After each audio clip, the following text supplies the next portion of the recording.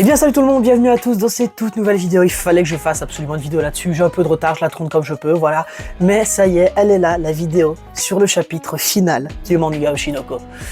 Ah, ça me fait mal au cœur de le dire, parce que j'ai découvert Oshinoko tellement tard. Faut savoir que c'est paru en 4 ans, ça fait 4 ans que ça sort Oshinoko. J'ai découvert Oshinoko il y a genre 1 an, avec la saison 1 de l'animé.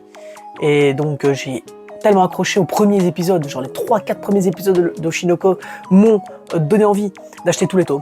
J'ai lu tous les tomes qu'il y avait à ce moment-là, il y en avait que 6 ou 7 de sortie en France. Et après j'ai bouffé tous les scans. Et puis après, il y a eu la hype, Et merci Oshinoko, merci Akasaka, le scénariste. Merci à Mengo Yokoyari, la dessinatrice. Vraiment, c'était un manga qui m'aura fait rêver. Et c'est dommage que j'ai eu un plaisir de 1 an, voilà, c'est déjà ça. Il y en a qui ont un plaisir de 4 ans, il y en a qui n'auront pas eu ce plaisir-là, qui découvriront Oshinoko beaucoup plus tard.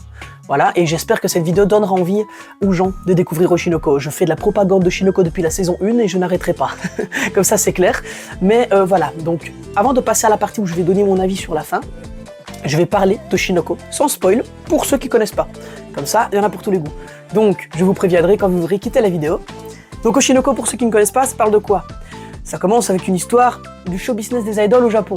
Donc les idoles, la J-pop, tout ça, la musique, les dessous du cinéma, la télé-réalité, vraiment tout le domaine du divertissement que même nous on connaît en fait en France, en Europe, etc. Donc les faces cachées principalement, beaucoup plus sur les faces cachées. On parle même des enfants d'acteurs. Voilà, alors c'est beaucoup plus dramatique généralement les enfants d'acteurs aux États-Unis par exemple ou même au Japon. Parce qu'il y a un niveau vraiment, en tout cas aux États-Unis, Will Smith, par exemple, son fils, bah voilà, et il a beaucoup souffert en fait du fait d'être dans l'ombre de son père, de devoir être acteur lui aussi, tout ça. Et là, au final, il a sombré. Bah, voilà, vous savez plus ou moins son histoire si vous êtes intéressé un petit peu par le show business. Et eh bien là, pour le coup, c'est très marqué dans Oshinoko. Et ça nous apprend beaucoup de choses en fait sur ce domaine-là. Moi personnellement, en tant que gars du métier, on va dire, voilà, moi je suis diplômé comme réalisateur, donc j'étudie le cinéma, je suis monteur vidéo, donc tous ces trucs-là, je me repère un peu là-dedans, je me dis, ah ouais, c'est plutôt comme ça que ça se passe, c'est vrai, ouais, c'est vraiment un domaine de requin où tout le monde se met sur la gueule, un domaine d'hypocrite, un domaine de mensonge, et le mensonge c'est quelque chose, une thématique qui revient beaucoup dans Oshinoko, comme quoi, en fait, mentir pour se préserver, c'est important, c'est même obligatoire, mentir pour apporter du bien aux autres, mentir pour se protéger soi-même, il y a tellement de manières, de raisons pour mentir en fait. Et c'est tout ça en fait qu'entoure ce monde du divertissement et que Oshinoko va souligner. Le tout avec une petite touche en fait de un médecin qui est fan de Ai, Oshino, la meilleure idole du Japon, et qui va rencontrer une de ses patientes, c'est une petite cancéreuse, je sais plus ce qu'elle a trop comme maladie, de genre 15 ans, et elle va mourir. Et c'est elle qui lui aura fait découvrir le groupe en fait. Et donc quand elle va mourir, bah, lui va plutôt mal le vivre, il va devenir fan quand même de Ai Yoshino, il va aller à ses concerts et tout ça. Et puis brusquement, Ai débarque enceinte à l'hôpital où il travaille. Et donc il va la faire accoucher, tout le bordel. Enfin non, il va pas vraiment la faire accoucher, il va s'occuper d'elle. Et le jour de l'accouchement, il va se faire assassiner, le médecin. Parce qu'il semblerait être un des fans de Ai Yoshino qui aurait appris sa grossesse. Il faut savoir qu'au Japon, en tout cas, une idole n'a pas le droit d'avoir de copains. Une idole n'a pas le droit d'avoir des relations sexuelles avec des garçons, simplement parce que ce sont des objets de fantasme qui appartiennent à leur public. Ai Yoshino, à ce moment-là, elle a 16 piges, d'accord? Voilà, elle est enceinte de 2 gosses. Et donc, le jour de l'accouchement, lui se fait assassiner, et en fait, bah, la petite fille cancéreuse là, qui est morte quelques années auparavant, et le médecin vont se réincarner en jumeaux de Ai Yoshino, en gardant leur conscience et leurs souvenirs de leur vie passée. Oui, ça semble, elle est là la petite touche un peu fantastique. Mais sauf que du coup, bah, celui qui va se réincarner, le médecin qui va se réincarner en Aqua, lui, il va avoir ce désir de vengeance, de retrouver celui qui l'a tué, et celui qui a tué Ai Yoshino. Voilà, simplement. C'est pas spoil de dire ça, c'est littéralement le premier chapitre. Voilà, comme ça vous savez plus ou moins vers quoi vous vous engagez. Donc c'est une quête de vengeance dans le monde du show business pour essayer de gravir les échelons, pour retrouver qui est déjà de base le père, qui est l'assassin et ce genre de choses. Et on n'est pas prêt en fait pour tout ça. Il y a des événements où on se dit ouais, je sens qu'il va se passer, je suis sûr qu'il va se passer ça dans le prochain chapitre. Ah bah non en fait. On arrive à être surpris à chaque fois. Voilà ce qui fait la beauté d'Oshinoko en fait. Et donc j'espère que ça vous aura suffi pour donner envie de lire le manga, première chose. Maintenant, on va commencer par l'animé. Il y a 2 saisons qui sont sorties. Et 2 saisons qui sont merveilleusement bien animées. Les openings sont tellement bangers que YOASOBI Idol, c'est l'opening le plus écouté de 2024. Et 2023 ou 2024 c'était? Je sais plus. C'était en 2024, ouais. Et 2023, pardon. 2023. En tout cas, c'est sur cette dernière année. Et ça a été l'opening le plus écouté. Il a reçu des awards et tout ça. Vous imaginez une chanson japonaise qui reçoit un prix international? C'était encore jamais arrivé avant. Donc voilà, pour vous dire à quel point Oshinoko aussi est une révolution. Oshinoko, c'est littéralement 4 fois plus de tomes vendus que One Piece pendant tout un temps. Ouais, j'avais vu ça, j'avais vu les sources, j'étais complètement bluffé. Et Blue Lock, qui était 2 fois plus vendu que One Piece, dites-vous que Oshinoko était vendu 2 fois plus. Voilà. C'est un monde, vraiment c'est un monde. Et donc voilà, maintenant, ce chapitre final est terminé, qui marque la fin d'une ère, la fin d'un manga, et je dirais même le manga d'une vie. Quand je dis le manga d'une vie, c'est pas le manga qui change notre propre vie, même si on peut changer la perception de certaines choses. Ce n'est pas non plus le manga d'une vie en mode ça a pris une vie à être écrit, c'est le travail d'une vie. Non, parce que les mangaka là, ils avaient des projets avant. Mengo Yokoyari là, elle a fait un manga qui s'appelle Scum's Wish. Elle avait fait un manga qui s'appelle Love Control en dessin et scénario. Et en scénario, celui qui avait fait Oshinoko, il avait fait aussi Kaguya-sama et il prépare déjà un nouveau manga. Donc c'est pas le manga de leur vie. C'est ça qui est beau. Mais c'est le manga d'une vie, parce que ça nous raconte une vie. Ça nous raconte la vie des enfants stars, en fait. Ça nous raconte la vie des enfants qui ont grandi sans parents, en fait, qui ont été adoptés par leur mère adoptive, c'est littéralement leur productrice, voilà. Et donc, je vous en dis pas plus à ce niveau-là, mais c'est l'œuvre d'une vie. C'est tout ce que j'ai à dire. Maintenant, là, je vais commencer à parler un petit peu de la fin. Donc, ceux qui n'ont pas encore vu Oshinoko, je vous conseille de quitter la vidéo. En tout cas, merci à vous d'être restés jusqu'ici. Maintenant, je vais parler de la fin. Voilà, je vous laisse quitter la vidéo. C'est bon? On y va. Donc la fin de Oshinoko, déjà de base, la mort d'Aqua, on ne s'y attendait pas. Très clairement. Moi, je m'attendais à la limite à ce qu'il pousse de la falaise Kamiki ou qu'il le plante à la limite. Mais ok, elle allait être en prison, ça allait faire souffrir Ruby, ça allait salir sa réputation et tout ça. Donc encore une fois, perception du monde du divertissement, perception de la vengeance et tout ça, c'est vraiment incroyable.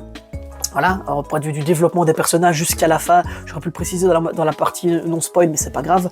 Mais le développement des personnages, tous les personnages en fait, que ce soit Memcho, Kana, Akane, et surtout Akane, Aqua, Ruby, qui ont beaucoup plus évolué sur le plan psychologique, je trouve. Mais c'est un truc que, comme je l'ai déjà dit pour ceux qui me suivent depuis un moment sur la chaîne, pour moi, dans un bon manga, ce qui fait la différence, c'est l'évolution des personnages, l'évolution de leur mentalité. Je veux pas spécialement power creep et tout ça. Moi, je veux qu'un personnage qui est comme ça au début, il soit comme ça au milieu, comme ça à la fin, qui ait vraiment une évolution dans sa manière d'être et de raisonner. Pour moi, l'évolution de la situation d'un personnage, c'est important, et c'est ce que je suis en train de mettre en avant dans mon propre light novel que je suis en train d'écrire. Mais bon, ça, je vous dirai plus d'informations plus tard. Mais pour revenir justement à tout ça, là on s'attendait à la scène finale, à la limite quand tu le vois qui se plante avec le couteau et qui pousse Kamiki dans l'eau et qui sont en train de couler tous les deux. Je pense que là on a tous pensé que Aqua, voilà, le scénario no jutsu, hein.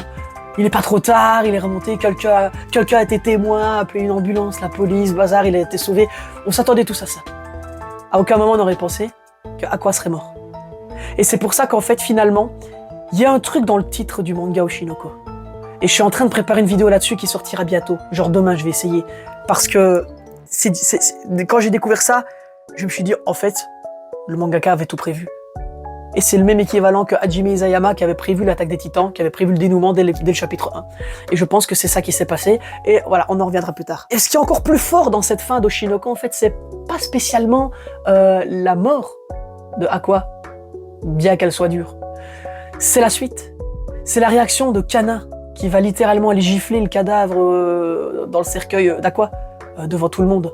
C'est la réaction d'Akane, qui essaie d'être forte, et qui se ment un petit peu à elle-même, qui a l'air de s'être réfugiée. C'est la réaction de Ruby, qui pleure, qui qui est toujours censée sourire et qui en souffre, et elle le dit elle-même, j'ai un boulot où je dois sourire, toujours mentir, ça me fait souffrir, et puis ouais, après, ça lui fait un peu une sorte de bien aussi en même temps, c'est quelque chose d'assez malaisant.